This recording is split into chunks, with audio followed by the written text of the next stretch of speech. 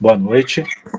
Agradecemos o interesse e a participação de todos. Agradecemos também ao nosso convidado por ter aceito o convite.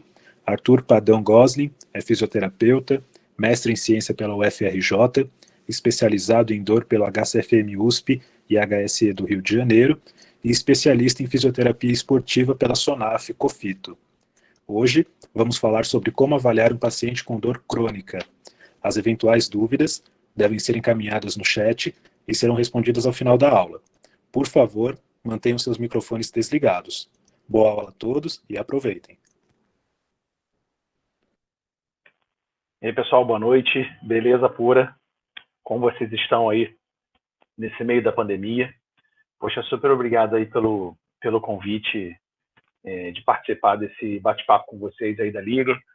Mais doloroso que nunca encontrar o Felipe e o professor Adgildo na minha apresentação. São pessoas que eu gosto muito, que eu encontro pouco, mas eu gosto muito. Já fizemos muitas coisas boas juntos.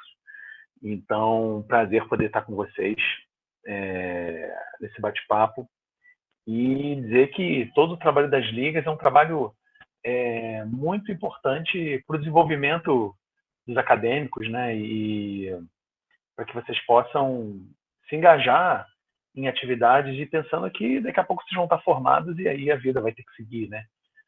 Então faz parte da nossa evolução, inclusive, né?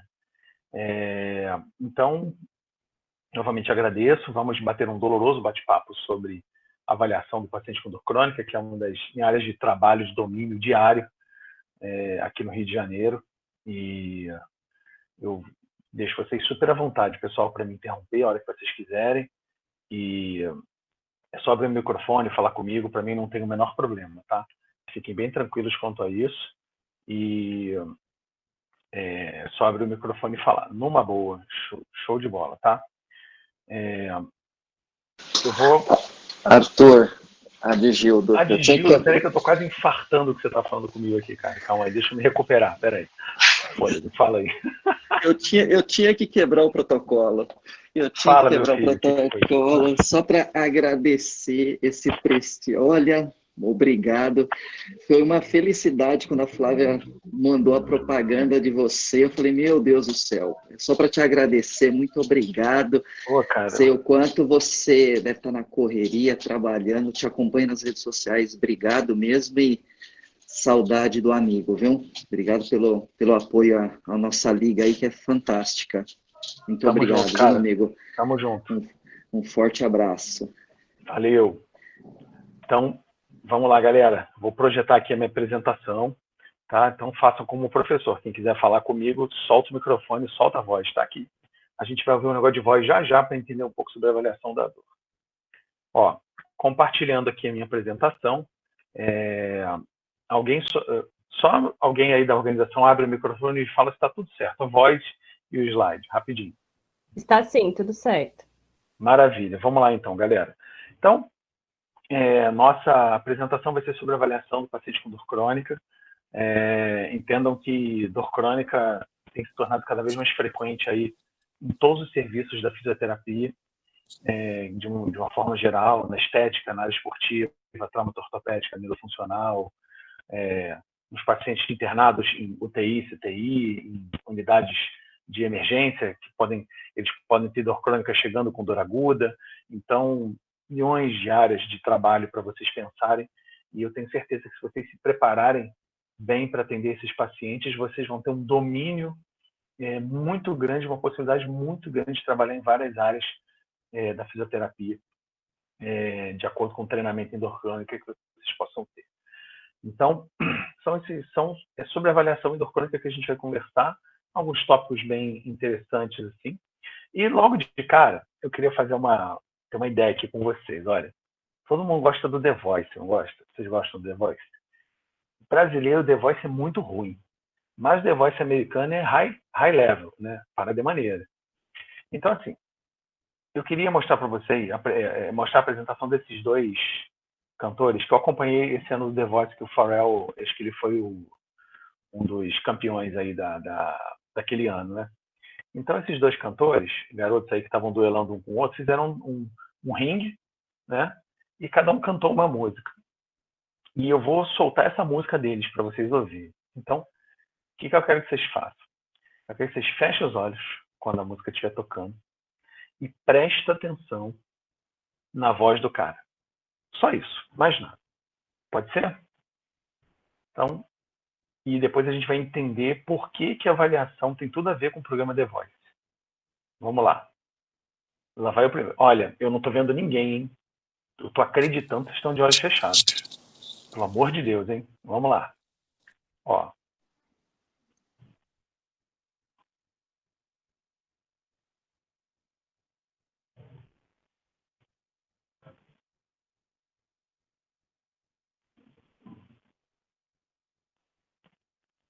Arthur, eu acho que não abriu pra gente o visor. Não, vocês estão ouvindo? Também não. Também? Ixi, espera aí. Então vamos ver se a gente resolve isso aí. Bem, vamos lá. Deixa eu trocar o tipo de apresentação aqui. De repente, com a tela inteira vai. Vamos ver aqui. Ok. Vamos ver agora. Agora vocês estão vendo de novo? Foi, perfeito. Vê se vai sair som. Só me dá um ok. Nada? Nada. Posso dar uma dica? Oi? Posso dar uma dica? O som, ele só sai se tiver na Agora, página da também não saiu web. o som. O som só sai se tiver no YouTube ou em outro link da internet. Se tiver no computador, não sai. Então, peraí. Rapidinho. Resolvo isso agora para vocês. Mas aí, se eu passar no YouTube, vocês conseguem ouvir. Sim. Então, Será que o fone do seu ouvido também não interfere, Padão? Não sei se tirar o fone do computador. Eu não sei. eu tô com Bluetooth, né, cara? Então, assim. Ah, tá. Ah, então tá. Deixa eu ver se vai passar aqui. Peraí.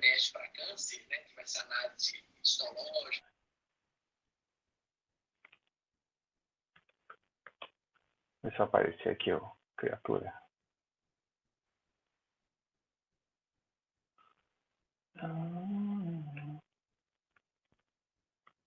Vocês estão vendo que eu estou escrevendo no YouTube? Sim. Ixi, peraí, pode aparecer um vídeo suspeito aqui, peraí. Ai. Eu vou soltar qualquer cantor aqui, porque aí, pra gente não ter... Já não tá como eu queria, mas não tem problema não. Peraí, vamos lá. Vocês estão escutando? Vou soltar aqui, ver se vocês estão escutando.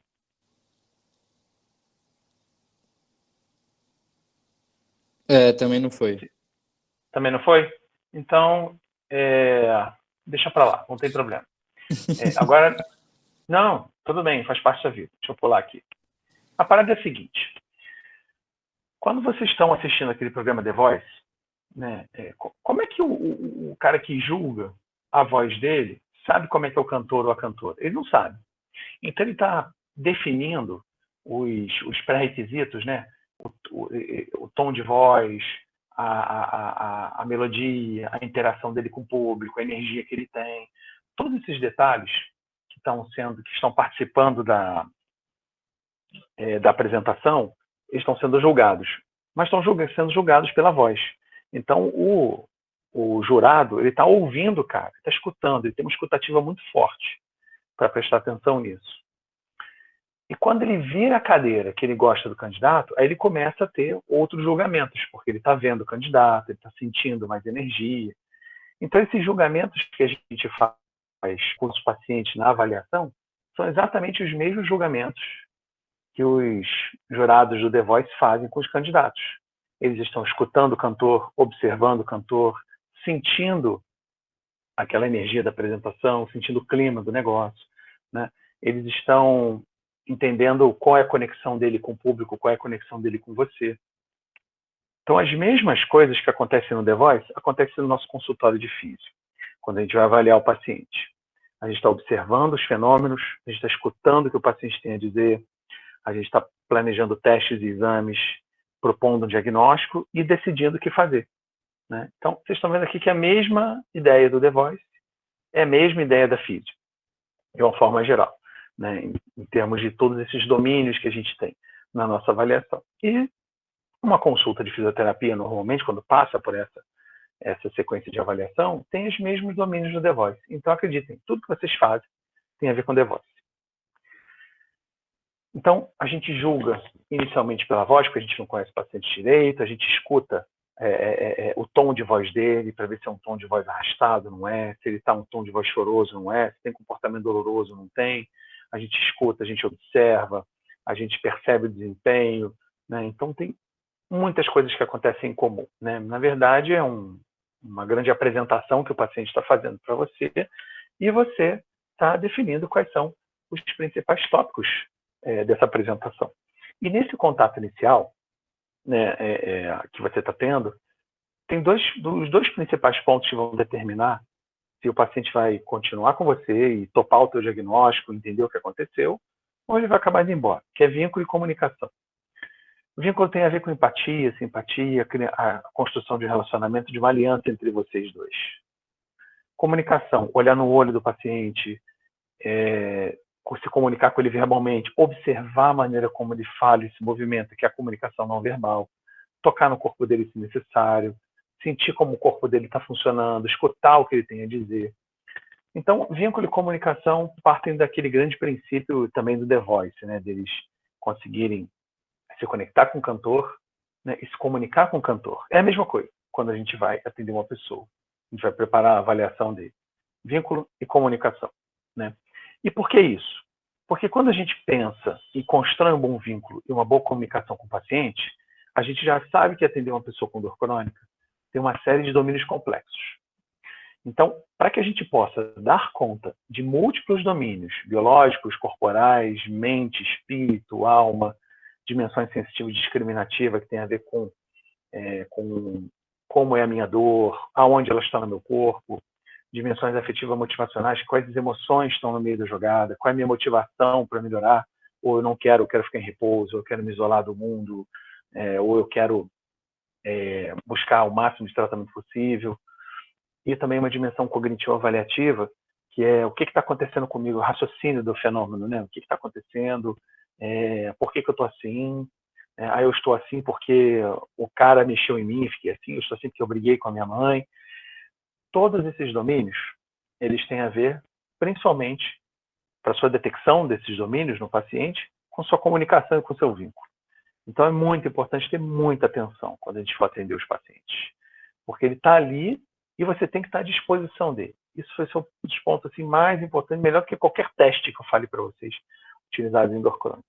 É construir um relacionamento de confiança, com comunicação e com vínculo com o paciente. Isso parece meio piegas, mas é assim que as coisas funcionam na prática do dia a dia. Beleza? Então, a gente selecionou o público com dor crônica para falar hoje, né, para conversar com vocês. Se a gente pensar que a gente tem vários fatores que contribuem para a progressão de uma dor aguda para uma dor crônica, né, e principalmente são fatores chamados de psicossociais, que tem alguns deles, né? Vulnerabilidade, a personalidade da pessoa, o seu humor, as suas crenças, as suas atitudes e tal. Lembrem-se que as pessoas, antes de ter dor crônica, já poderiam ter esses fatores presentes. Se serem pessoas que se sentiram vulneráveis a uma série de situações, com a personalidade mais catastrófica, com crenças já enraizadas na sua vida, e a partir do momento que desenvolvem uma dor aguda, rapidamente progridem para uma dor crônica. Ou alguns desses fatores também são desenvolvidos durante a progressão de uma dor aguda para a dor crônica, e o que vai contribuir para a dor não melhorar, para a dor amplificar e para a dor perpetuar ao longo do tempo, né? Então, eu posso ter esses dois cenários temporais, né? O cara que não tinha nada e desenvolve, o cara que já tinha alguma coisa, aquilo amplifica e fica mais deprimido, mais ansioso. E por aí vai, né? Então, esse perfil dor crônica que a gente separou para conversar hoje é um perfil de uma pessoa que já tem dor por um tempo mais prolongado, onde os sintomas que ele apresenta são mais desproporcionais na relação causa e efeito. Você normalmente não consegue fazer uma conexão entre o que causou justificar e isso ser justificado pelo que ele está sentindo. Os comportamentos que as pessoas adotam tendem a ser mais excessivos, protetores excessivamente, com medo e evitação de atividades, né? E o exame físico, planejado, ele tende a ser mais desproporcional na relação entre incapacidade e entre o que o paciente fala de incapacidade e o que você acredita que ele tenha de incapacidade. Ele talvez descreva uma incapacidade excessiva e o teu exame físico mostra mínima incapacidade. Ou, por exemplo, o paciente tem uma dor absurda no corpo todo e seu exame músculo-esquelético é normal. Então, esses são detalhes muito comuns em dor crônica, por exemplo, né? Então, tem um perfil dor crônica muito comum, né? E é importante que vocês saibam que nem todo mundo que tem dor por muito tempo tem esse perfil. Uma parte dessas pessoas que tem dor por muito tempo tem esse perfil dor crônica, principalmente com múltiplas queixas, sofrimento excessivo, incapacidade funcional, muitas vezes ganhos secundários trabalhistas ou emocionais, usando medicações excessivamente, consumindo tratamentos excessivamente mesmo, que ele não tenha melhora. Então, esse é o perfil dor crônica que vai dar dor de cabeça para vocês na prática do dia a dia, né? Além disso, existem várias outras queixas associadas à dor muito comuns, como mostra esse trabalho aqui. Olha que interessante, ó. Cada tracinho aqui colorido é um sintoma. Olha a quantidade de sintomas, né, de acordo com se o paciente ele tem mais áreas de dor no corpo, ele vai tendo mais sintomas presentes. Então, mostra que tem uma gama de sintomas comuns aqui, por exemplo, palpitações, dificuldade de respirar, diarreia, constipação, tonteira, ansiedade, depressão, problemas para dormir, que estão conectados com a cronificação da dor e com as pessoas que já desenvolveram dor crônica e estão aí na batalha buscando a sua recuperação funcional, né? Então, além da questão de se queixar muito de dor, eu tenho vários sintomas conectados com a dor persistente, né? Fora isso, tem um ponto talvez mais relevante do que essas questões de sintomas excessivos, que é o comportamento doloroso, que são respostas amplificadas que o paciente tem, que são desproporcionais totalmente. Por exemplo, o paciente passar meses com colar cervical, uma cinta lombar. Ou ele querer o tempo todo usar bandagens na mão ou na região dolorida, porque ele se sente protegido quando a gente quando ele usa bandagem, ou o paciente que ele tem reações desproporcionais. Então, é um detalhe muito relevante aí, essa questão do comportamento doloroso. E aqui a gente tem um resumo das principais características do paciente com dor crônica, que vai dar dor de cabeça para vocês. Isso aqui é poliqueixosa, tem comportamento doloroso, se sente incapacitado e sofre muito com isso, o sofrimento é excessivo, os sintomas tendem a ser exagerados, exames diagnósticos não mostram nada que justifique os sintomas. Esse é o quadro geral da dor crônica com complexidade mais alta, tá? Então, clássico, digamos assim, clássico dos jogos. A Dance e o Turk, que são dois psicólogos, eles fizeram um resumo de 3 principais pontos para que vocês tenham atenção quando forem entrevistar alguém com dor crônica. E que pontos são esses? Entender qual é a natureza da lesão e as questões multidimensionais da apresentação clínica. Tem doença? Não tem? Tem lesão? Tem disfunção? Tem prejuízo físico para o paciente? Essa é a primeira questão para vocês terem atenção. Segunda questão, qual é a magnitude do adoecimento? Por que ele adoeceu por dor? Por que ele se sente doente por dor? Sofre excessivamente? Tem incapacidade funcional? Está isolado? Tem restrições na participação social? Então, muitas pessoas com dores crônicas se sentem doentes porque se comportam como pessoas doentes, como se tivessem uma doença crônica, como uma doença reumática e uma doença ortopédica, e tem a mesma maneira de agir como se tivesse uma doença crônica e às vezes não tem uma doença estrutural presente, né? Mas tem sofrimento, incapacidade, isolamento, restrição e dor persistente também. E o terceiro ponto são os comportamentos que tendem a ser incompatíveis, né? Como as reações proporcionais ou desproporcionais, fatores psicossociais associados, amplificação das reações, excessos de dor, excesso de queixas, desproporção na relação entre causa e efeito dos sintomas. Então, esses 3 pontos são muito legais. Esse artigo do Dance Turk, ele pode ser baixado gratuitamente. Vocês podem voltar a ter, para vocês olharem, quem quiser anotar aí uns segundinhos o artigo, é só vocês escreverem lá o Assessment of Patients with Chronic Pain, botam o nome da Dance e vai aparecer o artigo disponível. Beleza?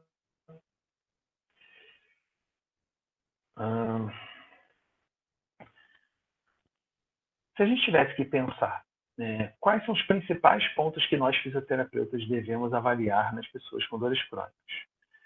Esse aqui é um artigo muito legal, porém é um artigo mais antigo, de 2008, mas ele elabora 7 principais pontos que devem fazer parte da nossa rotina de avaliação.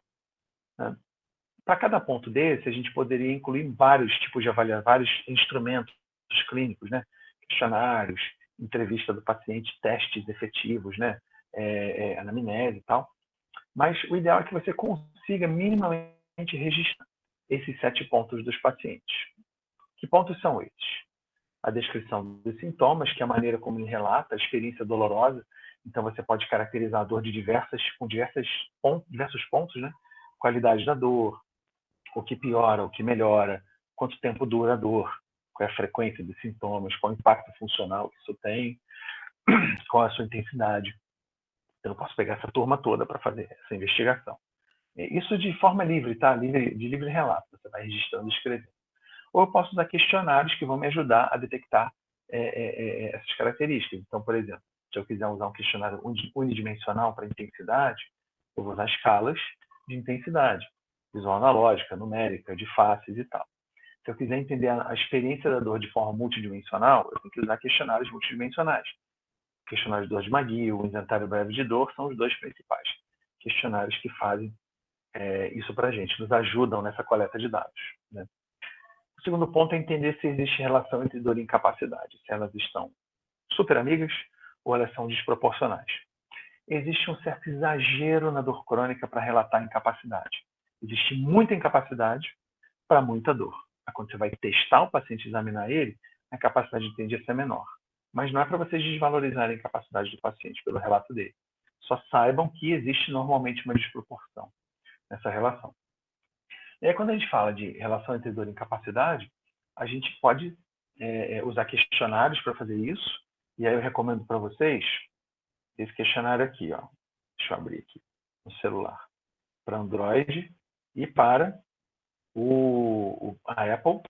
Eu vou só fechar aqui, porque aí eu consigo ver se eu estou projetando direitinho para vocês aqui Ó.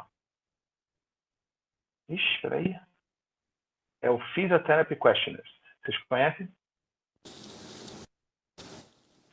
Sim, boa. Beleza. Então, vocês podem baixar para o Android e para a Apple o Physiotherapy Questionnaires, né? É uma opção legal para que vocês possam fazer essas mensurações de incapacidade.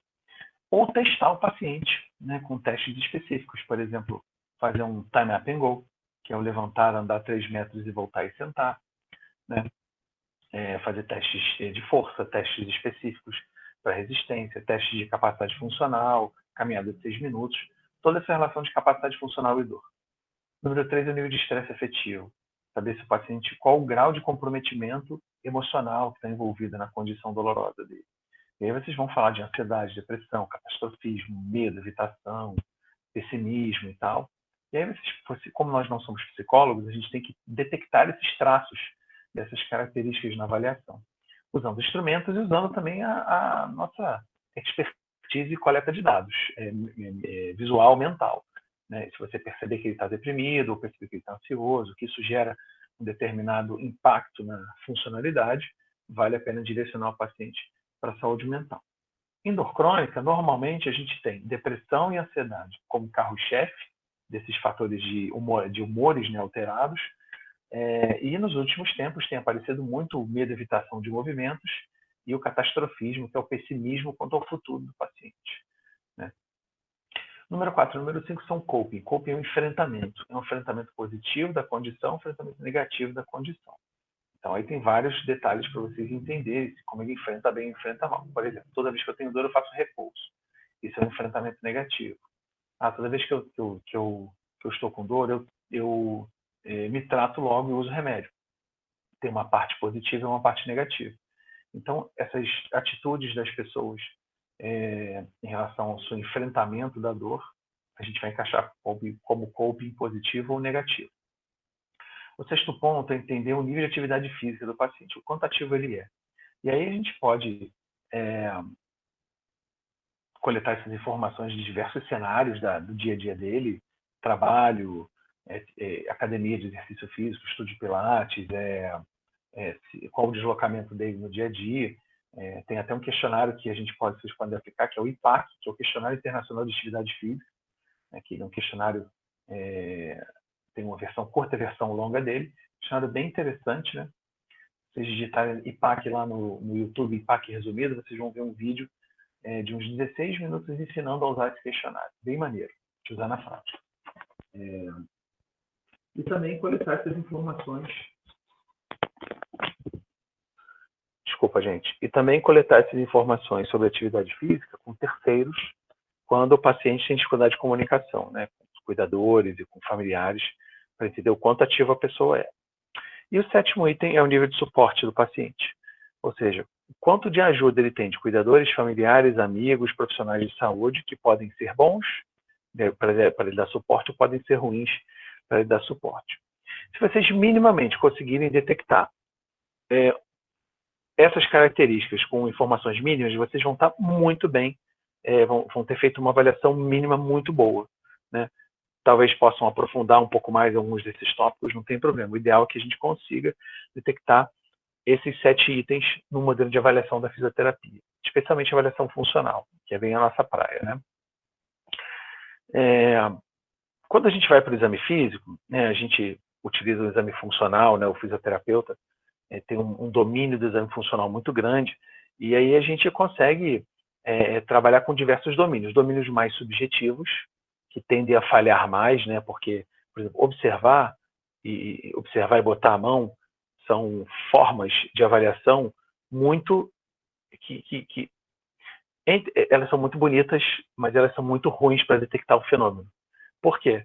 Porque você não consegue mensurar se você está observando a mesma coisa que o seu colega, né? E se você está observando exatamente o fenômeno que tem que ser observado. A mesma coisa é a palpação, né? Eu estou sentindo com a minha mão exatamente o que eu tenho que sentir, e se eu tiver sentido certo, meu colega também tem que estar sentindo certo, porque vocês têm que ter alguma correlação interterapeuta.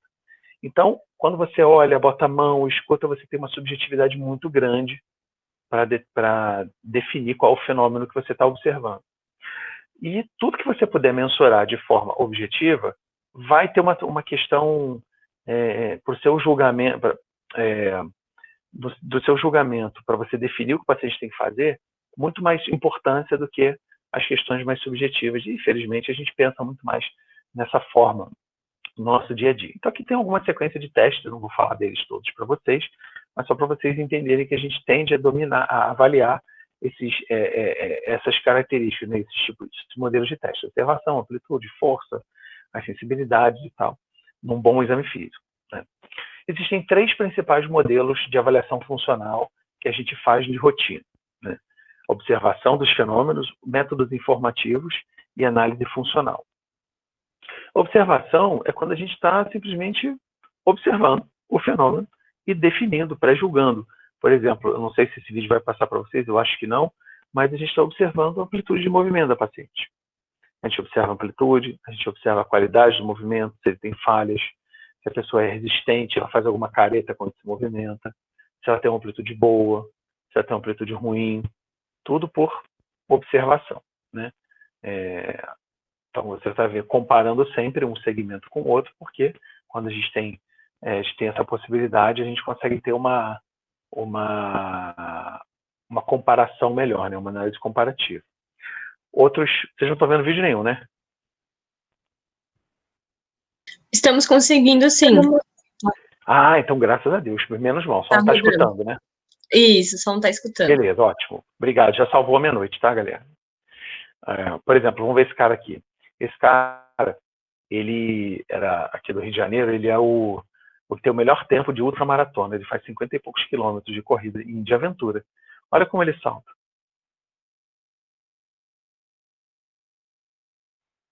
O cara é todo errado. Falta amplitude em vários lugares. Ele tem um controle de movimento muito ruim. Você vê que ele mal faz flexão de quadril para saltar, né? Ele joga o tronco todo para frente, salta todo esdrúxo, não tem amplitude de movimento no tornozelo, tem um controle de motor horroroso, mas ele é o melhor da categoria dele. Então, olha que interessante, como o corpo vai se moldando, e ele não perde desempenho, né? Ele consegue manter um bom desempenho na função dele, né? Então, eu estou observando. Tudo que eu falei para vocês de amplitude, eu estou pré-julgando pela minha observação. Vocês podem ter observado outra coisa, sem problema nenhum. Porque aqui tem um empirismo muito forte da observação, né? A gente não consegue definir as coisas, né? E esse garoto também, mesma coisa. Isso aqui, ele subindo escadas, né? O grau de incapacidade funcional dele, um garoto de 22 anos, com dor lombar, né? Então, você vê o grau de incapacidade que ele tem para executar uma tarefa simples, que é subir um degrau, né? E para descer um degrau também um suplício para fazer isso. Tudo observação direta.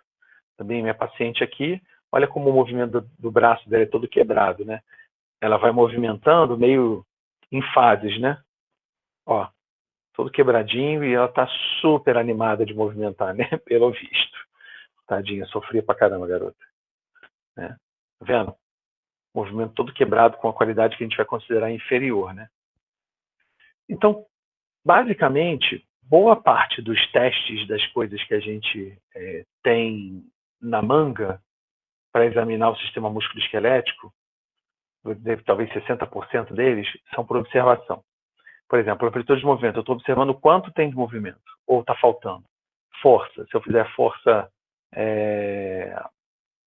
com resistência da minha mão, né, o grau 3, eu estou observando a perna subir, por exemplo, o joelho estender. Né? Flexibilidade. O quanto de amplitude tem de flexibilidade? Controle motor, qual a qualidade do movimento? Neurodinâmico. Se tem amplitude de movimento suficiente, né, palpação já é pela mão e tal. Teste neurológico, se eu percutir um tendão, eu estou vendo o quanto de amplitude a percussão do tendão provoca, se é normal ou anormal. Então, boa parte dos testes são por observação. Então, é muito importante observar, é muito importante ter essa qualidade, mas a gente precisa de testes objetivos. E aí, por exemplo, tem aqui os HOP tests, que são usados muito na área esportiva, que testam o desempenho de uma pessoa em várias tarefas, de salto, deslocamento, velocidade, né? Que é você poder mensurar qual o desempenho da tarefa que ele está trabalhando. Aqui eu trouxe alguns exemplos de mensuração, né? Amplitude de movimentos, que é uma paciente minha que nunca mais vai ter movimento cervical pleno, porque ela operou 5 níveis cervicais e só tem 2 livres.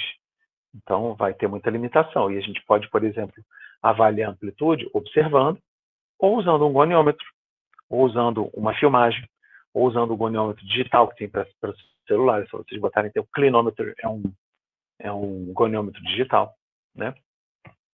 Controle motor também. Eu estou observando os fenômenos de movimento, estou observando a dinâmica escapular, né? E estou pré-julgando essa dinâmica escapular pela minha visão. Se eu chegar um pouco para a direita, eu vou mudar a minha visão. Se eu chegar um pouco para a esquerda, eu vou mudar. Se eu me afastar, eu vou mudar. Se eu me aproximar, eu vou mudar.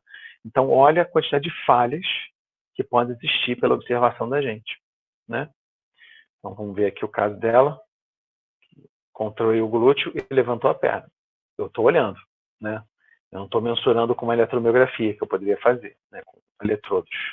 Ia ficar mais objetivo, digamos assim, né?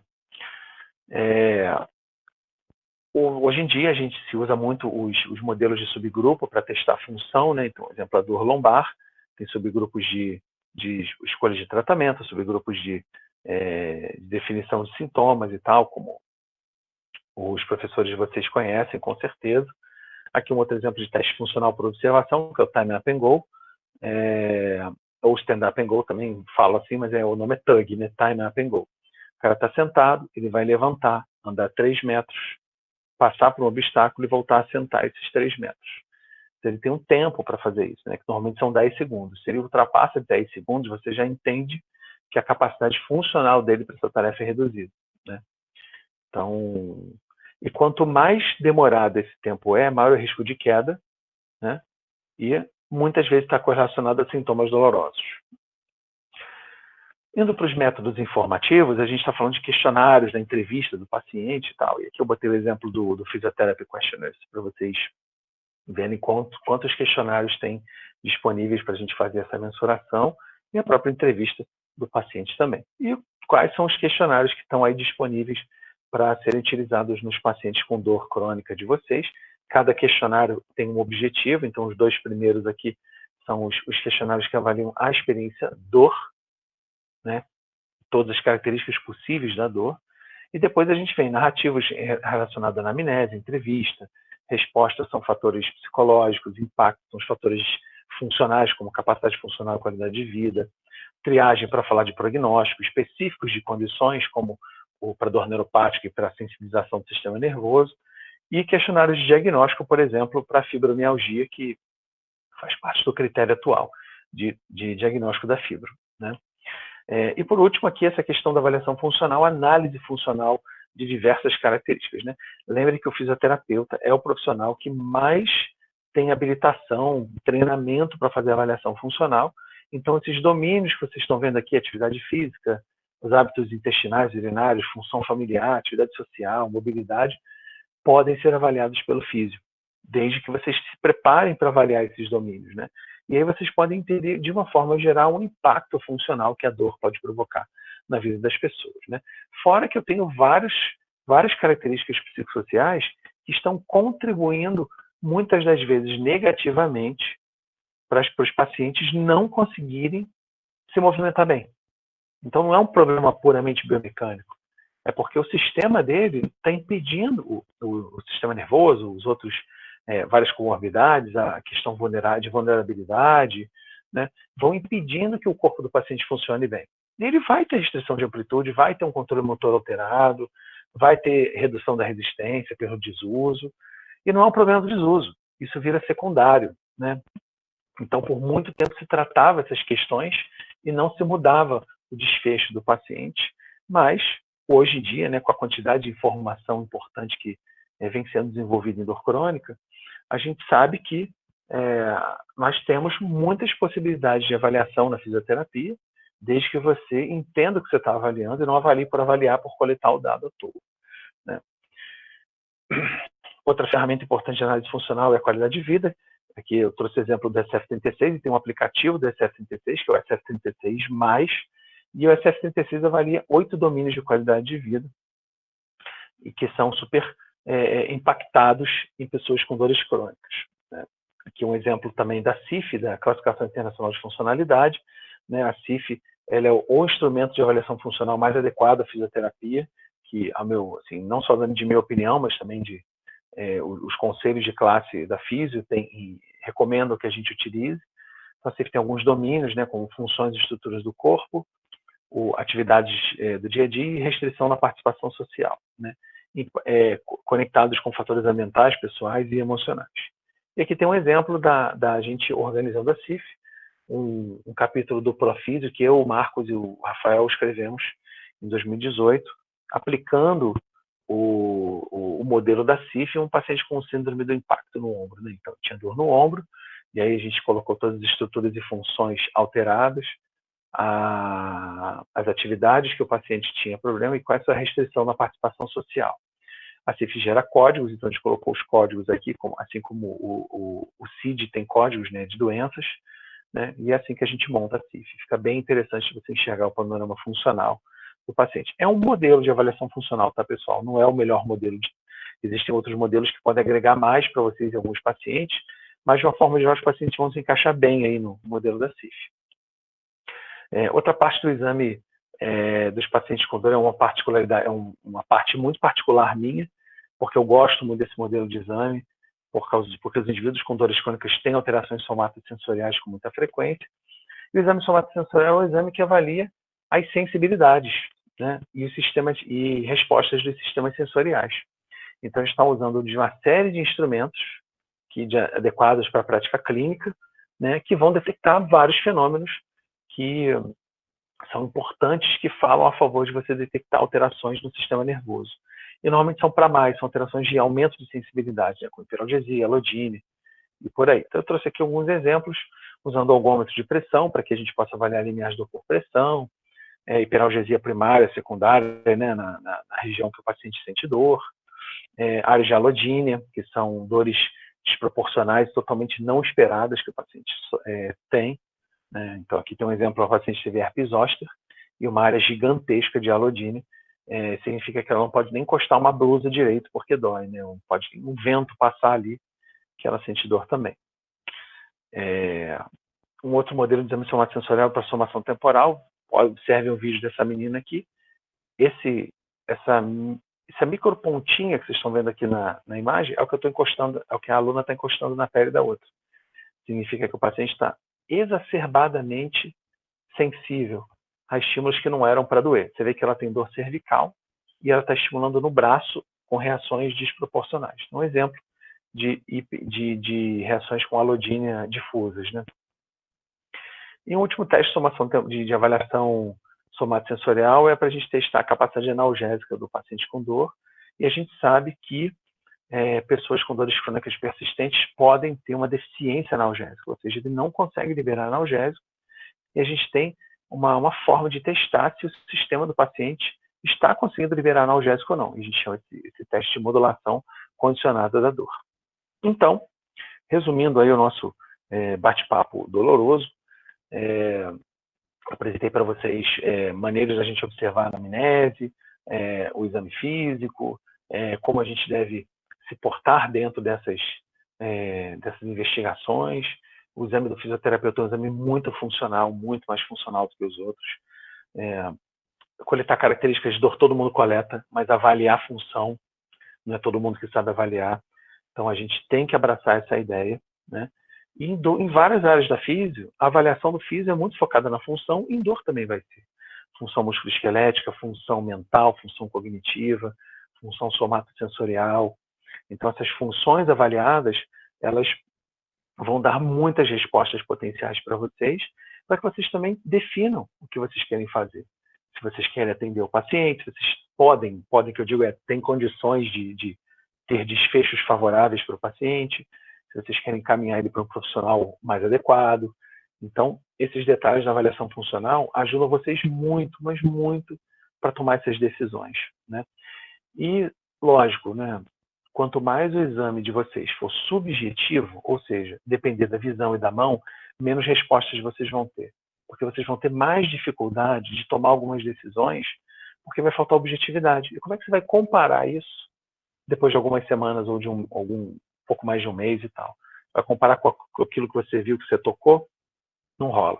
Tem que ter um teste mais objetivo. Então é importante equilibrar essa parte subjetiva e objetiva na avaliação de vocês.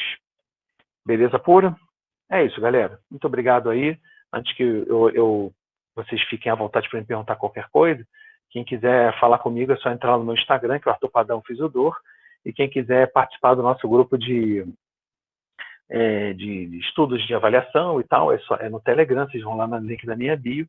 O nome do grupo é Avaliadores VDP, Very Dolorous People, pessoas muito dolorosas, tá? O dos outros é o VIP, mas o meu é o VDP. Beleza? Então, é isso, galera. Quem quiser me perguntar alguma coisa, eu estou super à disposição. O Caio vai direcionar algumas perguntas que foram realizadas pelo chat, tá bom, Padão? Sim, senhora. Perfeitamente. Vamos lá. Bom, Padrão, eu vou começar com a pergunta da Giovana. Ela pergunta a respeito da neuromodulação não invasiva.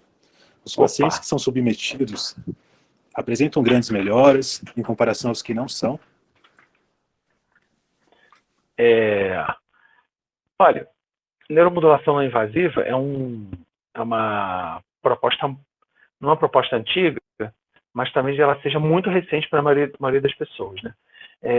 Existem alguns ensaios clínicos mostrando que a neuromodulação não invasiva, com TMS e DCS, elas têm respostas muito boas para algumas condições dolorosas, não todas, dentro do que a literatura tem. Então, Giovana, se você tiver um paciente com fibromialgia, com dor neuropática e com enxaqueca, são bons pacientes para você direcionar para fazer neuromodulação. Não é para você abandonar o seu tratamento, não. Mas talvez a resposta com a neuromodulação seja mais rápida do que com outras intervenções que a fisioterapia tem. Isso sim é uma realidade, né? Agora, ele não vai deixar de fazer a sua terapia manual, não vai deixar de fazer o seu exercício físico, mas ele vai adicionar a neuromodulação não invasiva, né? E aí, a questão de você falar que a grande melhora é porque, cara, pega um cara com dor neuropática. Qual é o prognóstico dele? Prognóstico, a gente está olhando qual é o futuro dele, o que vai acontecer lá na frente. O futuro dele não é bom, porque ele talvez no máximo controle seus sintomas. Ele nunca vai ficar sem sintomas, né, provavelmente. Então, você tem que dar qualidade de vida, funcionalidade. Então, são áreas bem fortes da física. Então, se você falar para mim que a grande melhora está relacionada a ganho de função, não vai ser a neuromodulação, vai ser o exercício físico. Mas se você falar para mim que a grande melhora vai ser em resposta analgésica, beleza. Aí eu concordo que vale a pena fazer neuromodulação, sacou? Tem que ver para qual desfecho você está olhando, para você poder pensar nessa resposta, sacou? Ótimo, obrigado. Vou fazer mais uma agora para você, também da Giovana, tá? Ela tinha direcionado um pouco antes dessa, onde ela pergunta se você sabe de que forma trabalhar o controle motor em pacientes que apresentam certa catastrofização e hipervigilância, e se existe alguma alteração entre as idades, por exemplo, de uma senhora para uma jovem. Boa pergunta, Giovana. Precisa demais, hein, cara? Vamos lá, hein? Em relação às idades, né? O catastrofismo é um traço de personalidade. Então, a personalidade pode ser da pessoa é assim ou ela foi adquirindo isso pela dor, né? Isso não é incomum. Então, o fato da pessoa ser ou não ser catastrófica indifere da idade, indifere de ser um adulto ou um jovem, um idoso. Os idosos viveram mais, então talvez você leve isso em consideração algumas coisas, né? Mas isso não é uma regra, tá? Nem para hipervigilância. Então, assim, quem tiver catastrofismo, pensa que o planejamento dele do futuro é obscuro. Sabe a música do Iron Maiden, Fear of the Dark? Não sei se é com a Sharon Maiden. Mas, pô, Fear of the Dark é medo do escuro. Então, ele está prevendo que o escuro é amedrontador. O futuro do cara catastrófico é amedrontador. Ele não sabe o que vai acontecer amanhã. Ele só sabe que ele vai ter dor. Se ele vai ao cinema, ele não sabe. Se ele vai sair para fazer compras, ele não sabe. Se ele vai conseguir sentar para fazer uma aula online, ele não sabe. Por quê? Porque amanhã ele já sabe que ele vai estar com dor, sacou? Então, um futuro mais pessimista. Pensa que isso vai afetar o controle motor, talvez, de uma forma assim. Você vai falar, eu não vou fazer esse exercício, porque amanhã, se eu fizer esse exercício, eu vou ter dor. Eu não vou contrair aqui o transverso que você está mandando, estou dizendo que para contrair não, tá? Eu não vou contrair o transverso, porque se eu contrair, amanhã eu estou todo ferrado de dor. Então, esse é o impacto, por exemplo, no catastrofismo, né? O hipervigilante já é outro padrão. O vigilante está extremamente atento ao que vai doer naquele momento, não é no futuro. Então, ele está ligado que se ele fizer esse exercício de controle motor, vai doer agora, entendeu? E que se ele fizer uma extensão de joelho, vai doer o joelho na hora. Então, porque ele está super atento até mesmo ao barulho que o joelho emite. Então, a pessoa que é vigilante, ele está vigilante aos sistemas sensoriais ligados no ambiente, né? Então, vai ser barulho, vai ser movimento, vai ser informações, tudo, né? Então, isso vai gerar um padrão protetor muito grande, porque a hipervigilância é a ansiedade excessiva. Então, e a ansiedade, em termos de ameaça, né? Você não sabe o que está ameaçando. É uma coisa que você não sabe, que é diferente do medo. O medo, você sabe qual é a ameaça, que pode ser um movimento, por exemplo. Se a pessoa está hipervigilante, ela não sabe o que vai acontecer. Então, ela já se pré-protege previamente, para se proteger, para travar o corpo todo. Então, vai ser um paciente que talvez o padrão de controle de movimento, você nem consiga ligar as musculaturas direito e movimentar o paciente direito, porque ele vai estar pré-protegido.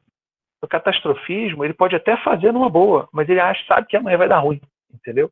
Não sei se você entendeu as duas diferenças, Giovana. Se você não entendeu, escreve de novo aqui que eu falo para você de novo, tá? Eu acho que eu vou falar que fica um pouquinho mais fácil. Certo. Manda, vai lá. Não, então, eu entendi. Eu perguntei a respeito porque eu tenho bastante interesse em ser uma pesquisadora, né, na área da dor. Então, eu fiz meu TCC sobre dor e aí eu venho estudando agora a questão da neuromodulação, né? E o meu foco principal são os pacientes com fibromialgia. E daí eu agora pretendo estudar nessa pegada do controle motor, talvez realizar um trabalho que envolva um treino de controle motor em comparação com alguma outra intervenção em pacientes com fibromialgia. E assim vai indo. E assim vai indo, exatamente. Certo, obrigada pelos esclarecimentos. Aí em São Paulo, vocês estão em São Paulo, né? Em São Paulo, Giovana, tem vários serviços de neuromodulação, cara. Tem muita gente boa, de confiança. Se você quiser indicação para ir conhecer, você me fala, que eu te passo os contatos, tá bom? Tá certo. Daqui a pouco eu te chamo lá no Instagram. Eu tô no grupo do Telegram também, então. É os Very Dolorous People, né? Beleza. É. Obrigado, Padão. Vamos para a próxima pergunta. Bora. Vamos lá. Essa pergunta é da Valéria Cruz, tá bom? Ela primeiro agradece pela aula, né? E pergunta quais são os cuidados que ela deve tomar na prática para evitar nocebos a um paciente de dor lombar, por exemplo, que acaba já chegando com alguns nocebos e crenças. Como conseguir contornar essas crenças sem bater de frente com elas? Excelente pergunta, Valéria, parabéns. Primeira coisa que eu te recomendo é falar menos. Entendeu? Não fala muito. Quanto mais você fala, maior a chance de você falar uma besteira. Besteira que eu digo no nocebo, né? Você tem que prestar muita atenção nas coisas que você vai falar. Por quê? Porque se você levar alguma informação que gere ameaça, né, uma comunicação ameaçadora, a tendência de gerar um nocebo é muito grande, né? Então, a sua maneira de conversar, as palavras que você tem que construir, tem que ser bem pensadas, sabe? Isso não é uma tarefa fácil, Valéria, porque não é todo mundo que tem um talento nato para saber falar com os outros, né? Então, você tem que treinar isso. Eu, por exemplo, eu tive que treinar isso, né? Porque eu era uma pessoa tímida, introvertida, eu não comunicava mal pra caramba, e eu fui treinando isso, né? Só que eu treino isso há muito tempo, então tem uma diferença aí. Então, tem que saber falar muito bem. E se você vai bater de frente, sabe esses balões de encher que você... em São Paulo se chama de bexiga, né? Aqui no Rio a gente fala balão. Então você vai enchendo, enchendo, enchendo e solta o ar assim, fechando, né? Faz... Isso é quando você está batendo de frente com o paciente. Porque cada vez que você bate de frente, o balão enche mais. Então você bate de frente, por exemplo, assim. Ah, mas o médico disse que eu não posso correr. Não, você pode correr sim. Não, mas o médico... Aí o balão enche. Aí você fala, não, mas o médico não sabe nada de biomecânica. Aí o paciente, não, mas eu confio muito no meu médico, o balão encheu de novo. Eu fiz um vídeo sobre isso lá no meu Instagram, se quiser procura lá, que é a filosofia do balão, né? Em São Paulo vocês falaram bexiga. Mas é muito importante não bater de frente. A avaliação da ortoeficácia era uma avaliação muito mais subjetiva, quer dizer, ela pode ser objetiva, mas ela é muito mais de atenção sua para você entender se o paciente ele é eficaz nas escolhas dele do dia a dia. Se ele tem autonomia, se ele tem independência, se ele toma boas decisões, se ele acaba sendo útil para ele assim no dia a dia, né, se ele acaba sendo uma pessoa funcional, tudo isso tem a ver com a autoeficácia. Tem um instrumento que se chama atitudes frente à dor profissionais, que é um questionário de crenças de dor para profissionais de saúde. Quais são as crenças dos profissionais? Então você pode procurar esse questionário no Google, que você vai achar com certeza, e ele tem algumas perguntas de alta eficácia. E aí você vai poder entender o que você poderia perguntar sobre isso.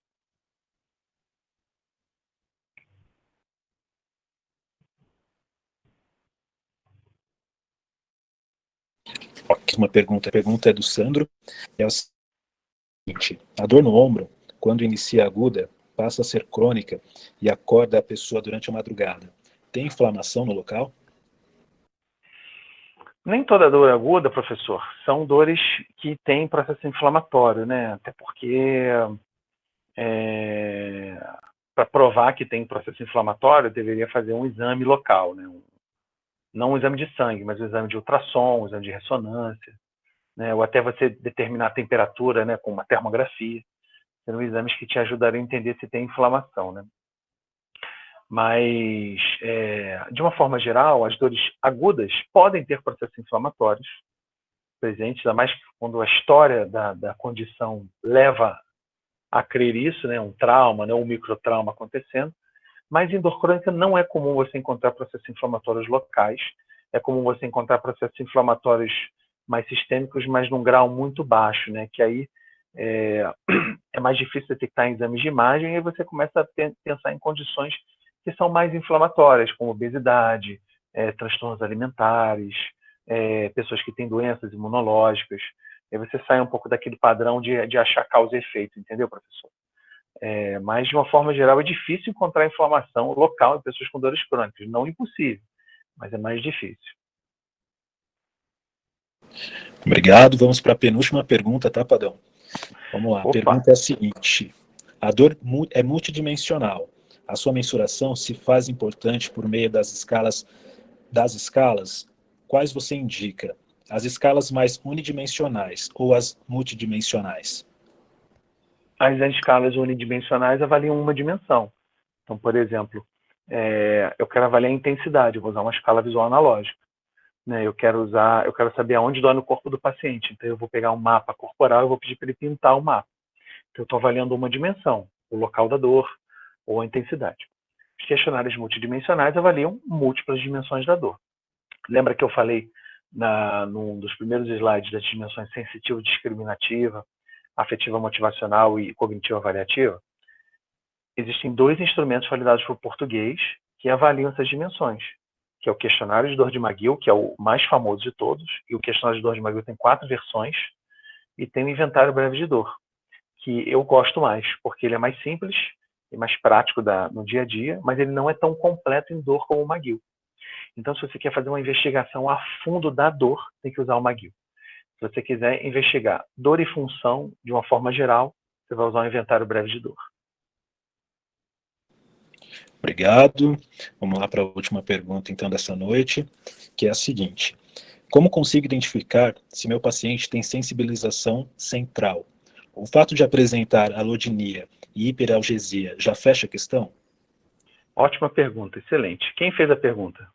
Só para eu... A pergunta é da Flávia. Flávia. Sou eu, Flávia, tá bom? Ah, garota, ótima pergunta, Flávia. Olha só, sensibilização central é um fenômeno fisiológico.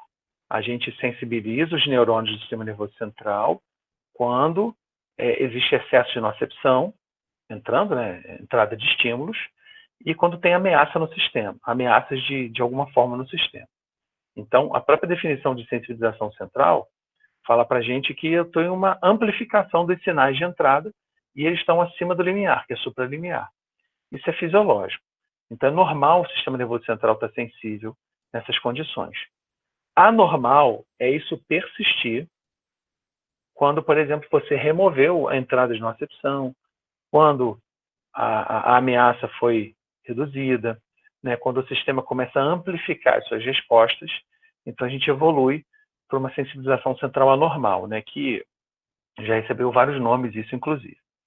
A alodínia e a hiperalgesia são dores que ocorrem por tipos de estímulos diferentes. Hiperalgesia, você viu meu Instagram hoje, Flávio? O vídeo que eu botei agora hoje à noite? Eu vi, sim. Vi. Oi? Aqui no exemplo de Consegui hiperalgesia ou ver. alodínia? Hiperalgesia. Porque o tipo de Não. estímulo está correspondendo ao negócio, entendeu? Aham. Entendeu? Na Entendi. alodínia, o tipo de estímulo que você aplica não era para doer. E ele não só dói, como dói pra cacete. Dói demais. E o paciente quer te matar. E ele tem reflexo de retirada. Então aquilo é totalmente desproporcional. Só que hiperalgesia e alodínia podem ser sensibilização periférica e não central. Entendeu? Então, ele pode ser só no local. Eu machuquei o meu punho, eu vou encontrar alodínia e hiperalgesia no punho. Quando eu começar a encontrar alodínia e hiperalgesia em locais distantes de onde eu me machuquei, de onde eu sinto dor, no punho contralateral, cotovelo, no ombro, aí eu começo a pensar que aquilo tem mais um padrão de sensibilização central. Entendi. Beleza? Obrigada. Nada. O Victor vai fazer uma pergunta também e aí a gente finaliza. Show. Fala aí, Vitor. Última pergunta, Arthur. Toda dor crônica um dia foi aguda? Toda dor crônica um dia foi aguda. Isso é uma bela verdade. Porque a pessoa não começa com uma dor crônica. Porque, em termos de definição de dor crônica e aguda, tem um aspecto temporal muito importante, né? Porque passou um tempo e a dor não melhorou, a gente vai chamá-la de aguda. Vai chamar de crônica, né? Então, toda dor crônica um dia foi aguda. Mas nós temos episódios de agudização, mesmo a pessoa tendo dor crônica. Então quando ela tem um episódio agudo, por exemplo, dor lombar. O cara tem dor lombar crônica há um tempão. Aí um dia ele acorda todo empenado, com dor aguda. E ele se comporta como uma pessoa com dor aguda. Acabou aquele episódio agudo, ele volta para o padrão crônico dele, né? Então, É uma afirmativa interessante, mas é bem por aí. E Arthur, já vai eu de novo, Vitor. Fala. É independente do tempo, né? Por exemplo, para você ter uma dor aguda virar uma dor crônica, não necessariamente vai respeitar 3 meses, como todo mundo Não, fala. exatamente.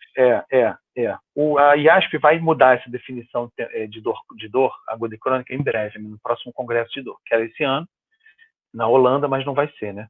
Por causa do Covid. Então vai ser ano que vem. Então eles iam mudar essa definição entre dor aguda e dor crônica, para chamar que uma dor crônica é uma dor que ela tem episódios recorrentes na semana e que persistem ao longo do tempo, né? Levam a incapacidade funcional, por exemplo, prejuízos e tal. Mas, assim, existem algumas dores agudas que evoluem muito rápido para a dor crônica. Dor pós-operatória, mal manejada, evolui muito rápido. Dor pélvica, trauma de lesões de nervos, que levam a dor neuropática. São exemplos de dores que evoluem muito rápido para a dor crônica. Em menos de, às vezes, um mês. O paciente já tem todo um padrão crônico pré-instalado, né, na condição. Então, o bicho já pega. Ô, Padão, se você pudesse falar uma coisa para esse paciente que está em risco de cronificação, o que você poderia aconselhar ele para não ir por esse caminho? Cara, controla sua dor o mais rápido possível. Esse que é o lance. Só que, Vitor, cara, tudo bem, você pode chegar para ele e falar, eu falei brincando, tá? Você pode falar para ele assim, cara, controla a dor o mais rápido possível. Só que às vezes ele não consegue. Ele mesmo não consegue, entendeu? Ele não tem habilidade para fazer isso, ele não tem estratégia para fazer isso. E aí o tempo vai passando, ele vai tentando não dar, e ele acaba evoluindo, né, para a condição crônica. Por quê? Por causa dos fatores psicossociais que estão já presentes na vida de um paciente e fazem com que ele evolua rápido, né? Outra situação, assim, tá bonita essa barba, hein, cara? Gostei, hein? Né? Dá para fazer até trancinha nessa barba aí, hein? Porra. A evolução, por exemplo, de dor aguda para crônica, quando ele tem lesão do sistema nervoso, meu irmão, é no estalo. A parada evolui, o paciente fica mal, entendeu? Fica incapacitado, limitado. Como na dor pós-operatória, quando ele tem uma analgesia muito ruim no hospital. Ele já sai mal da cirurgia, aí ele começa a ter comprometimento respiratório, aí fica imobilizado no leito, ele já começa todo o processo de repouso, isolamento que a gente vê na dor crônica de longa data, acontece na dor aguda. E aí você já vê um processo instalado previamente, entendeu? Nessas condições muito dolorosas que geram incapacidade extrema nos pacientes. Então, acho que quanto mais rápido o controlador, melhor. Mas a gente pensa no Brasil, né? As pessoas normalmente não buscam tratamento. Elas esperam para ver. Ou elas vão no médico primeiro. Entendeu? Não que o médico não saiba fazer, mas se o médico não controlar os sintomas do paciente, aí o paciente vai marca comigo daqui a 2 meses. Já passou 2 meses. O cara pode não ter melhorado. Aí você está contando o tempo de evolução do negócio. Entendeu? Enfim, tem várias variáveis que poderiam estar envolvidas nesse cenário, entendeu, cara? E a gente tem que tentar controlar o mais rápido possível. Para o paciente entender isso, né? Sim. Arthur, nós agradecemos você ter aceitado o convite, ter contribuiu bastante para o nosso conhecimento. Muito, muito obrigada mesmo. Gente, obrigado a vocês toparem até 10h20 aqui da noite, né? Batendo esse papo sobre dor. Eu poderia bater esse papo sobre dor até a madrugada, para mim não teria problema nenhum. Mas eu agradeço vocês estarem aqui. Precisarem de qualquer coisa, podem entrar em contato. Quiserem me chamar outra vez, a gente fala de outra coisa, discutir caso, ver esses fenômenos na prática. Estou super à disposição de vocês. E quem quiser entrar em contato comigo, fala comigo no Instagram, que é a ferramenta que eu mais uso nos últimos tempos. Então, é isso aí, beleza? Beleza, legal. Sim, vamos pensar sim. Vamos sim, com certeza virão convites. Padão, senhora.